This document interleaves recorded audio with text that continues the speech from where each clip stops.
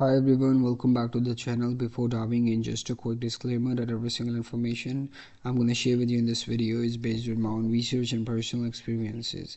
So this is not a sponsored content, so I will try to give you an honest review and an unbiased take. So let's get straight into it. So in today's video, we're going to do a quick and in-depth review of norexstore.com.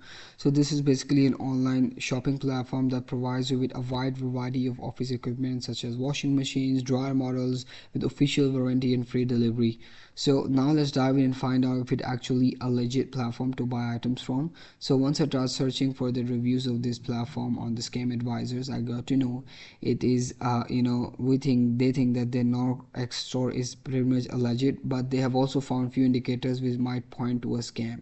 So I tried to dive deeper and find out if actually worth it. Once I tried accessing their official website, I got to know it is no longer accessible. So this is a major red flag that contributes to the point that this is pretty much a scam website which was removed from this internet. And another thing is the concerning thing is the ratings on the Trustpilot. As you can see, it has a rating of 1.2, which is very bad, and it is based on 137 reviews. So out of 5 stars, 1.2 based on 137 reviews is very much concerning and a very bad rating.